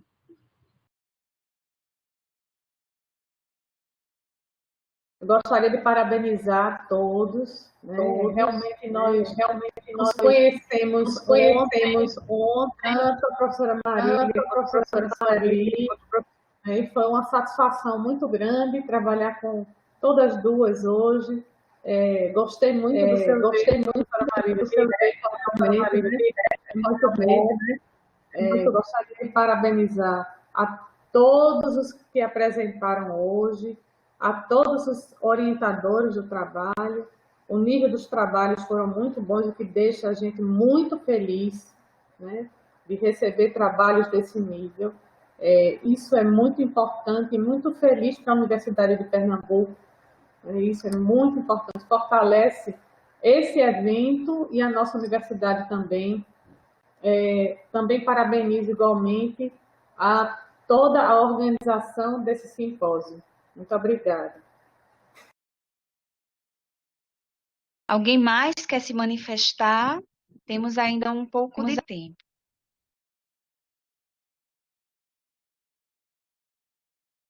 Liliane, obrigada aí pela assessoria. Obrigada também. Professora, eu só queria pedir que os apresentadores esperassem um pouco na sala que eu vou projetar o PDF com QR Code para que eles possam registrar a presença. Certo. Então, eu agradeço a todos. Eu agradeço também a Liliane, que tem sido o meu braço direito, o meu braço esquerdo, as minhas duas pernas, porque eu estou dentro da organização e alocar monitor não é uma tarefa simples. Minha querida, muito obrigada de coração. Você tem sido tudo de bom nesse momento agora.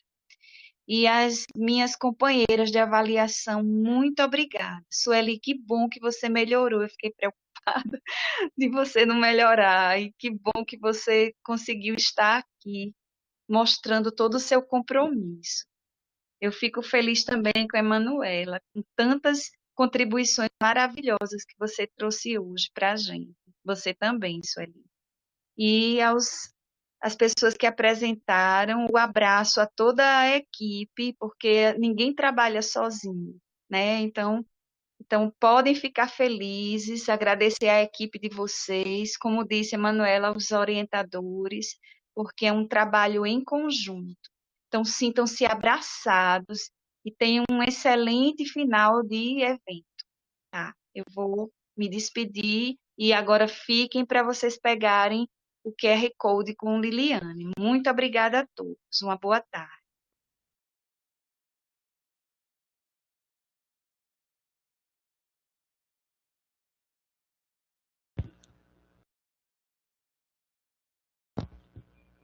Os apresentadores aguardem só um pouquinho, que o meu computador travou aqui um pouco, mas eu já coloco o QR Code aqui para vocês.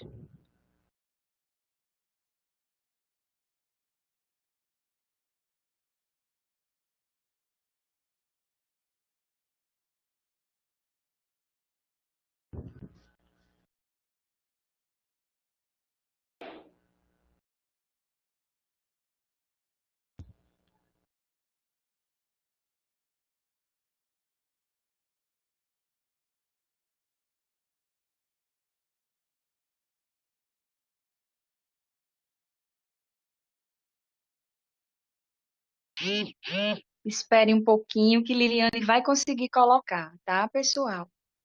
É importante que vocês preencham para poder registrar a presença.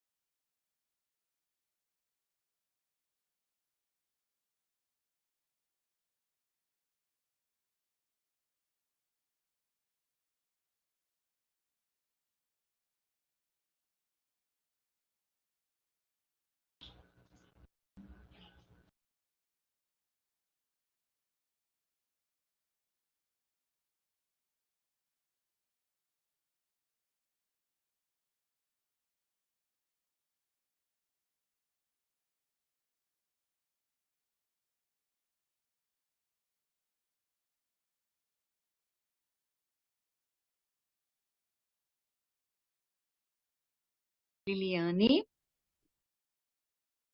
Oi, professora. É porque eu fui tentar resolver o problema de outra sala, aí acabou que meu computador travou um pouco, mas eu assim que voltar aqui, eu coloco o QR Code. Não, eu estou Não, eu aqui lhe estou aqui esperando lhe também. esperando também. Tá certo.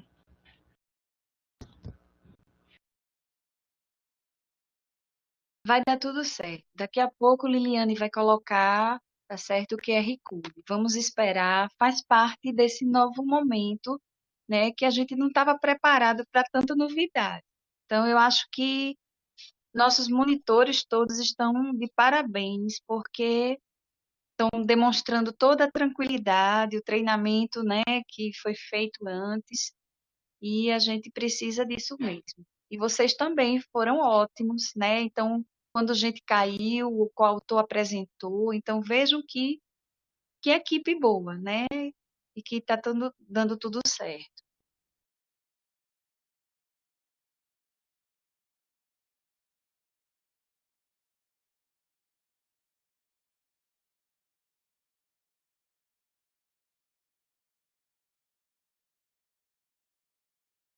Vamos esperar, ver se Liliane consegue colocar aí a QR Code. Nesse ínterim, alguém quer se manifestar? Alguém quer colocar alguma coisa enquanto a gente espera?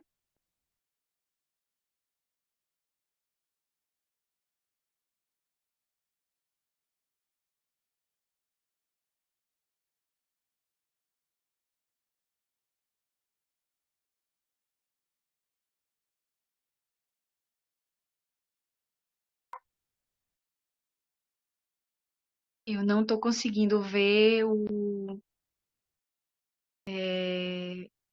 chat, porque eu não consigo ler no celular com essa letra tão pequena. Então, se alguém quiser perguntar alguma coisa, por favor, faça usando o microfone, tá certo? Não, professora, a gente só está elogiando muito o evento, porque ele foi muito bem organizado e as temáticas das apresentações também foram muito relevantes.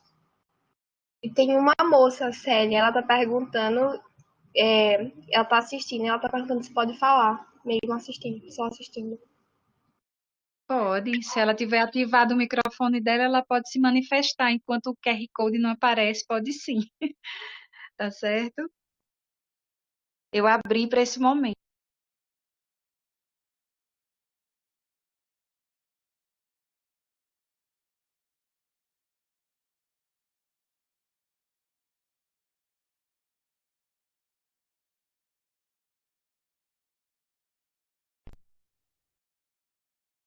Só peço que sejam breves, porque a gente vai precisar sair, porque vai começar uma outra rodada de apresentações agora às 15h30, às 17h30, tá bom?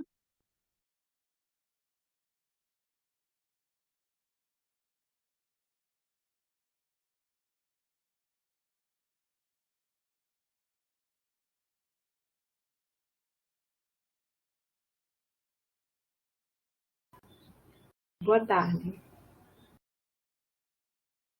Pode falar. Oi, Nana. Eu estou assistindo. Eu faço Ciências Biológicas, bacharelado na UFPE. Estou maravilhada com o evento. Aprendi bastante, e assim, assuntos muito relevantes.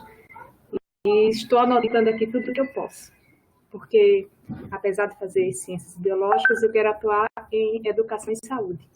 Então, tem tudo a ver com os temas daqui. Só tenho a parabenizar a todos. Estou de parabéns. Obrigada, Célia. Na verdade, biológicas, ele contempla, né, três grandes áreas, e uma delas é saúde. E a gente não pode separar saúde de meio ambiente, né, e nem de biotecnologia. Na verdade, está tudo imbrincado, né? Às vezes é que a gente não percebe, muitos dos alunos de biológicas não se percebem num curso de saúde por conta dessa característica do nosso curso, né? Eu mesma, quando entrei, eu não queria nada com saúde. Eu nem usava exemplos de humanos, porque eu queria saber era de bicho e planta. E depois eu comecei a ver o humano como um modelo maravilhoso. E hoje eu uso muito os modelos humanos nas minhas aulas, né? Então veja que coisa mais interessante. Então a gente não se percebe, né? De uma forma geral, o biólogo ele não se percebe sempre como estando num curso de saúde. E biologia também é um curso de saúde, tá certo? Obrigada pelo seu depoimento, foi ótimo.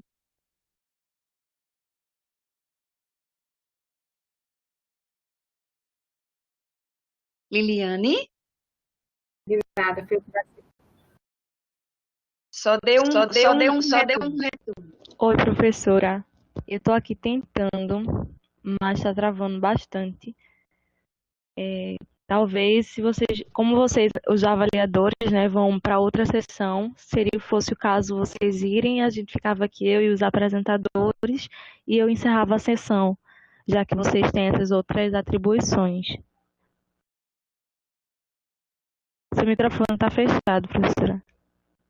Eu agradeço a gentileza. Nós vamos então nos retirar. E você pode encerrar, Liliane. Muito obrigada. Certo, professora. Obrigada a todos. Sintam-se abraçados. Obrigada também.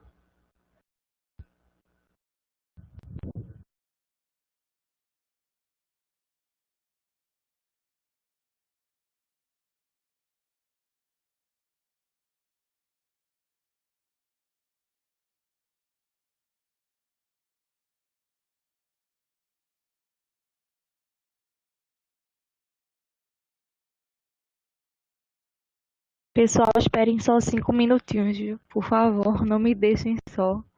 Eu já consigo. Só o computador mesmo tá travando.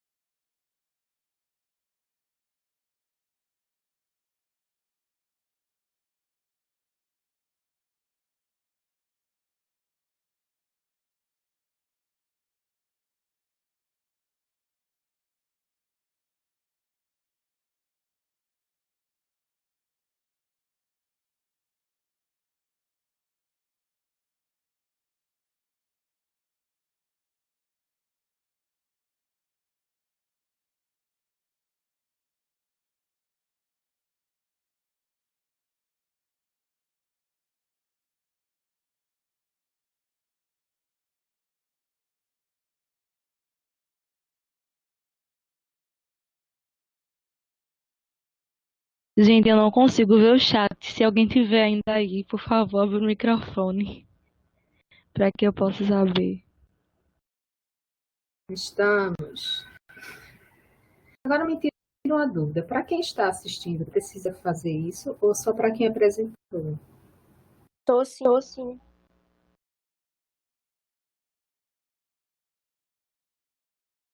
No caso, a senhora está como participante do evento, não é isso? Não. Fica sendo opcional. Eu Fez a inscrição, então, está sendo participante ouvinte, não é isso? Isso. Pronto, para vocês fica sendo opcional.